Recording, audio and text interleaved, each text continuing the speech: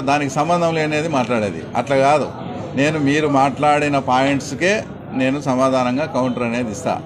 First ఆయన వచ్చేసి housing గురించి మాట్లాడినాడు క్లియర్గా. అవినాష్ రెడ్డి గారు హౌసింగ్ గురించి మాట్లాడుతూ అతను ఎంత తప్పు మాట్లాడినాడు అనేది మీకు అర్థం కావాలా, పులిందుల ప్రజలకు కూడా అర్థం కావాలా. సాక్షాత్తు కాంట్రాక్టరు వాళ్ళ మనిషి అని చెప్పినాడు. ఎవరు? తోపుదుర్తి ప్రకాష్ రెడ్డి, మా ఎమ్మెల్యేని. ఆయనే కోర్టుకు పోయినాడని చెప్పినాడు, ఆయనే స్టే తెచ్చినాడని చెప్పినాడు ఇప్పుడు ఇల్లు కట్టకుండా. ఆయనే ఇంకో మాట ఏమన్నాడు, మేము ఎక్సెస్ వాళ్ళకు తెలియదు, మేము పులివెందుల వరకు తర్వాత ఎక్సెస్ పేమెంట్ ఇచ్చాము ఆయనకు అది తెలియక కోర్టుకు పోయినాడు.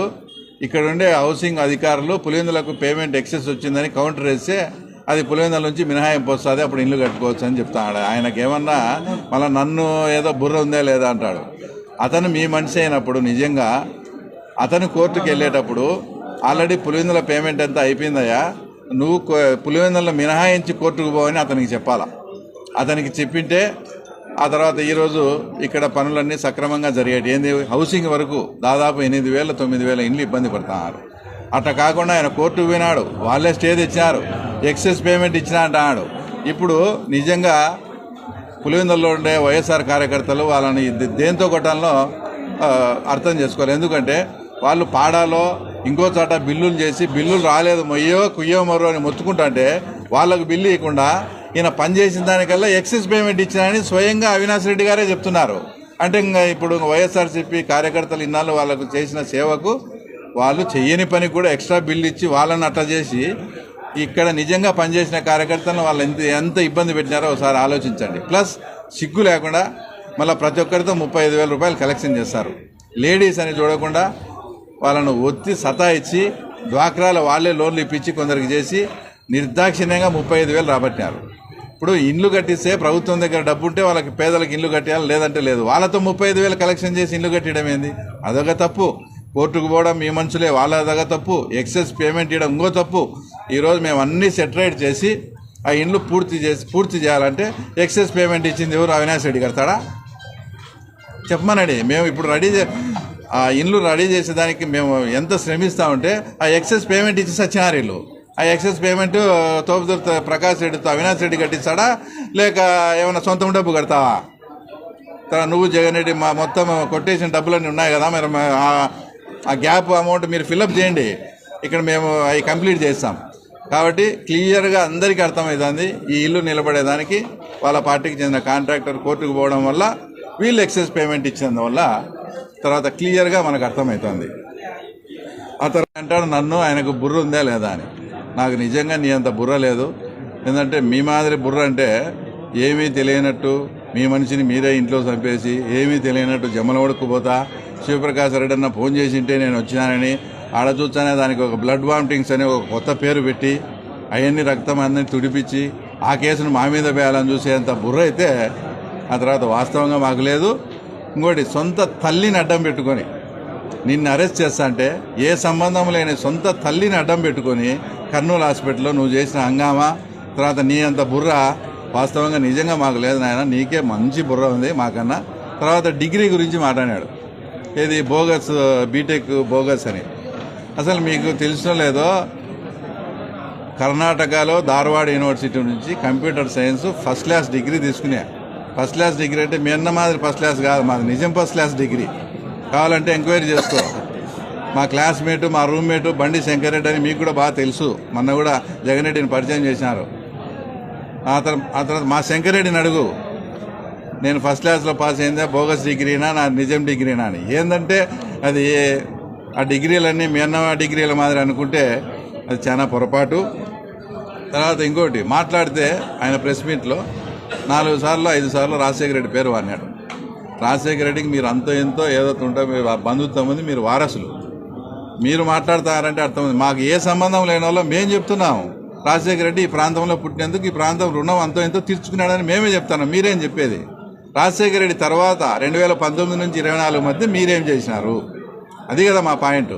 ఏది కంప్లీట్ చేసినారు అన్ని అసలు లాస్ట్కు మీరు మీ సొంతం ఇంటికి పోయే బాకరాపురంలో సిమెంట్ రోడ్లు కూడా వేసుకోలేకున్నారు. ఇప్పటికే పెండింగ్ ఉండి యాక్సిడెంట్ జరుగుతున్నాయి. మీరు ఎందుకు కంప్లీట్ చేయలేకపోయినారు? ఒక ముఖ్యమంత్రి కావండి, తాగునీటి సమస్య ఎందుకు? మళ్ళీ ఏం చెప్తారు? స్కీమ్ కంప్లీట్ చేసేదానికి మేము ఆర్డీఓకి రిప్రజెంటేషన్ ఇచ్చామని. ఆర్డీఓ దగ్గర క్లియర్గా రిప్రజెంటేషన్ పేపర్ ఉంది మా దగ్గర. మున్సిపాలిటీలో తాగునీటి సమస్య ఉంది, దాన్ని తీర్చమని. మున్సిపాలిటీని పరిపాలించేది మీరే, 40 ఏళ్ళ నుంచి పాలకులు మీరే. అట్లాంటప్పుడు ఆర్డీఓ గారు ఏం చేస్తారు? మీరు ఎంపీగా ఉన్నారు, మీరు డీడీఆర్సీ మీటింగ్లో పోయి మాట్లాడాలా, జిల్లా పరిషత్ మీటింగ్లో పోయి మాట్లాడాలా. అది మాట్లాడి నిజంగా సమస్య ఉంటే తేవాలా. ఊరికే బురద లేదానికి వాళ్ళ దగ్గర పోయినప్పుడు మేమేమన్నాం, 40 ఏళ్ళ నుంచి మీరే పరిపాలిస్తున్నారు కదా, తర్వాత మీరే మళ్ళా నీళ్ళ సమస్య అని చెప్తే ఏమంటారు? దానికి ఏదో మొత్తం ఇంత పెద్ద రాదాను. అసలు రాజశేఖర రెడ్డి పేరు ఎత్తేదానికి మీకు ఏమన్నా అర్హత ఉందా? వైఎస్ఆర్ పార్టీ లోగోలోనే రాజశేఖర రెడ్డి పేరు తీసేసి జగన్ పేరు పెట్టినారు. పేరు ఆయన మాట్లాడేదానికి అర్హత లేదు. ఇంకా ముఖ్యంగా వాళ్ళ తమ్ముని చంపినారు. ఆ కేసులో మీరు ముద్దాయిలుగా ఉన్నారు. ఇంకా మీరు ఆయన గురించి ఎట్లా మాట్లాడతారు?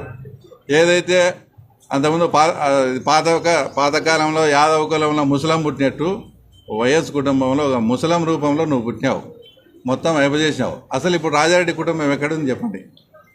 వాళ్ళేమో రాజారెడ్డికి కుటుంబానికి విజయమ్మకు జగన్కు సరిపోకుండా చేసిరి, జగన్కు షర్మిలమ్మకు సరిపోకుండా చేసిరి. ఆ ఉండే విమలమ్మను మీరే ట్రాప్ చేసిరి. మీరు అన్నదమ్ములు చూసామా? ఆనంద్ రెడ్డి, ప్రకాష్ రెడ్డి, ప్రతాప్ రెడ్డి, భాస్కర్ రెడ్డి, యూసఫ్ రెడ్డి, జోసఫ్ రెడ్డి, వీళ్ళంతా మీరంతా బాగానే ఉన్నారు. ఇది ఎంత విచిత్రమో చూడు. మీ అన్నదమ్ములు మీరంతా కలిసి ఉన్నారు, ఆ కుటుంబాన్ని అయితే నాశనం చేసి పెట్టినారు. ఎప్పటి నుంచో రాజశేఖర రెడ్డి గారు వీళ్ళను పొలిటికల్గా చేరదీలనే ఒక కసి ఉన్నది మీకు. ఆ కసిని నీ రూపంలో నీట్గా తీర్చుకొని బాగా టోటల్గా రాజారెడ్డి కుటుంబాన్ని అయిపోచేశారు మీరు. తర్వాత మీరు మళ్ళీ రాజశేఖర రెడ్డి గురించి మాట్లాడతారు. ఇంకో విషయం, నేనేదో నాకు సలహా ఇచ్చాడు మావాడని చెప్తే దీని ఆ ఎంపీ స్థాయిలో ఉండి అతని గురించి 4 సార్లు సలహా ఇవ్వలేదా అని మాట్లాడతాడు. నేనేం చెప్పినాను? ఏదైనా ఇబ్బంది ఉండి సలహా ఉంటే పలానా సార్ తీసుకోమని చెప్పినాము. అంటే ఆ సలహా ఇవ్వలేదా, మెడికల్ కాలేజ్ ఇవ్వలేదా అంటే అతను ఏమన్నా ప్రతిదానికి స్పందించే అతను యూట్యూబ్లో ప్రొఫెసర్ నాగేశ్వర మా రమణ ఏమన్నా నీకు ఇబ్బంది ఉండి నీకు సలహా ఇవ్వమంటే పోతే ఇచ్చాడు, లేదంటే లేదు. దానికి ఒక ఎంపీ స్థాయిలో ఉండి మా రమణ పరిస్థితి ఏం తెలుసా?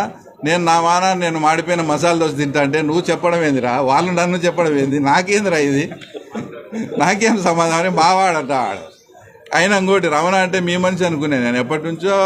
రేడియో నారాయణ గారి కుటుంబం అంటే వైఎస్ కుటుంబం, మీ మనిషి అని చెప్పిన మీరు రమణ మీద ఇంత ఇది మళ్ళీ అక్కస పెట్టుకుంటారని కూడా అసలు నేనైతే అనుకోలేదు. ఎందుకంటే ఇంకో ఆయన మాట్లాడతాడు, రమణకు రాజకీయం అసలు ఫస్ట్ మండల ప్రెసిడెంట్ వచ్చిన తర్వాత మా రమణ వాళ్ళ మిసెస్ వచ్చి పులివెందుల మనం ఏదన్నా ఒక సబ్జెక్ట్ ఎత్తితే అది మీకు కన్వీనియంట్గా లేకపోతే దాన్ని దాటవేస్తాడు. ఇంత మీరు ముఖ్యమంత్రిగా ఉండి ఆ ప్రాంత ప్రజలు ఇట్లా ఎర్రబల్ల చెరువుకు గ్రావిటీలు వస్తాయని చేస్తే మీరు ఆ చిన్న పని మీరు ఎందుకు చేయలేకపోయినారు? Say yes or no. Peddireddy Ramachandra Reddy బాధపడతాడని చేయలేదా? ఈ ప్రాంతంలో ప్రజలు బాగుపడితే మేము వద్దా? ఒకటి స్ట్రైట్గా సమాధానం చెప్పాలా. 2, నువ్వు నిజంగా చిన్నకొనాడి మనవని అయితే మా అన్న వైఎస్ మధు, దేవిరెడ్డి శంకర్ రెడ్డి వాళ్ళు చాలా బీదవాళ్ళు, వాళ్ళకు ఏదో జీవనం గడుపుకునే దానికి ఇబ్బంది కాబట్టి ప్రభుత్వ భూములు కొన్ని ఆక్రమించుకొని వ్యవసాయం చేసుకుంటున్నారు అని అన్న నువ్వు ఒప్పుకో. సే ఎస్ఆర్ నో. స్టేట్ వాళ్ళ భూములు అసలు రెవెన్యూ చట్టం ప్రకారము 2 ఎకరాలు కూడా ఒక కుటుంబానికి ఇవ్వకూడదే. అట్లాంటిది ఒక్కొక్క మనిషికి 5 ఎకరాలు చొప్పున, ఆడ 200, ఈయన 53 ఎకరాలు. ఇది కబ్జా చేసి వాళ్ళ పేర్లతో ఎక్కించింది.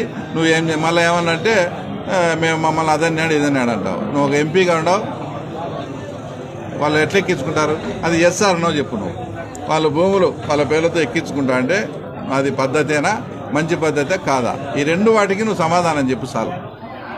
కాబట్టి ఏదైనా ఎక్కడైనా జరిగినప్పుడు వాటిని ఇది చూసి మాట్లాడుతున్నాను కానీ ఏదంటే అది మాట్లాడితే ఇది కరెక్ట్ కాదు. నా ఈ 2 ప్రశ్నలకు నువ్వు సమాధానం చెప్పు. నేను ప్రెస్ మీట్ కూడా చెప్పను మీ గురించి. రైట్. అవగాహన లేదు, మామూలుగా అది లేదని ఆయన మున్సిపల్ చైర్మన్ మాట్లాడతాడు. నాకు తెలిసి రాజశేఖర రెడ్డి గారు, నేను అప్పుడు చిన్నప్పుడు రమణ మేము చదువుకునేటప్పుడు వాళ్ళ ఆఫీసులో వచ్చినప్పుడు రమణ వాళ్ళ ఆయన నారాయణ సార్ అని అంటున్నాడు. సగం రాజకీయం అంతా వాళ్ళ ఆఫీసులోనే జరిగింది. అలాంటి కుటుంబం వాళ్ళది. దానికి రాజకీయానికి వీళ్ళేం సంబంధం, తర్వాత వాళ్ళేం సంబంధం అని మాట్లాడతాడు. ఇంకోటి, ఆయన మట్కా గురించి మైనింగ్ గురించి మాట్లాడాడు. ఏదో భాస్కర్ రెడ్డి గారు ఊరు రాకుండా ఉన్నాడు ఆయన అని మేము ఈయనకు భాస్కర్ రెడ్డికి సరిపోనట్టుంది. ఎప్పుడు భాస్కర్ రెడ్డి నన్ను తిట్టేయాలని చూస్తాడు. మైనింగ్లో 12 పైసలు 5 మందికి భాగాలు ఎన్నిసార్లు చెప్పాలనో. వైఎస్ మధు, భాస్కర్ రెడ్డి, భూమేగారిపల్లి బైబురెడ్డి, రాము, మా మిత్రుడు దేవిరెడ్డి శంకరెడ్డి. 5 12 60 పైసలు 40 పైసలు మైన్ ఉన్నారు. 5 ఏళ్ళు యథేచ్ఛగా తోలుకొని మళ్ళీ ఈరోజు మైనింగ్ గురించి మాట్లాడతారు. నేనేదో లిఫ్ట్ చేసినానంట. నాకు ఎప్పుడైనా ఇంకోటి ఈరోజు చెప్తానా, బీటెక్ రవి అనే వ్యక్తి ఉద్యోగాల్లో కానీ ట్రాన్స్ఫర్లో కానీ మైనింగ్లో ఇట్లా అక్రమాల్లో కానీ డబ్బు తీసుకుని ఒక్క చిన్న ఏదైనా నిరూపించండి, మేము రాజకీయాలైనా అనుకుంటాం. అది ఎప్పటికీ జరగదు. అసలు వాటి వైపు మేము తర్వాత వెళ్ళే సమస్య లేదు. తర్వాత ఇవన్నీ ఎందుకు, ఫైనల్గా మనం ఏం మాట్లాడినామో దానికి వాళ్ళు మాట్లాడాలి. అవినాష్ రెడ్డి గారికి 2 క్వశ్చన్లు కుమారకాల దగ్గర ఒక చోట ఫిక్స్ చేసి చేస్తే దాని ఇంకా తోలినారంటే ఏం చేయాలి? బాగా మీ మాదిరి ఒట్టుకు జిల్లా మీరు అమ్ముకున్నారు కదా. అంతకుముందు కడప జిల్లా 12 కోట్లు, చిత్తూరు 14 కోట్లు, డేలంపాట పెట్టి అమ్మి ప్రతిరోజు 200 కోట్లు పోతాను జగన్రెడ్డికి. అట్లా చేయలేదని ఏమన్నా బాధ. గవర్నమెంట్ నిర్ధారించినారు ఒక చోట ఇక్కడ ఇసుక నిల్వలు ఎక్కువ ఉన్నాయి, ఇక్కడ ఇసుక తీసినా కూడా ఎన్విరాన్మెంటల్ ప్రాబ్లం లేదు, ఎన్విరాన్మెంటల్ క్లియరెన్స్ ఉంది. ఆడ ప్రభుత్వం నిబంధనల మేరకు చేస్తున్నారు.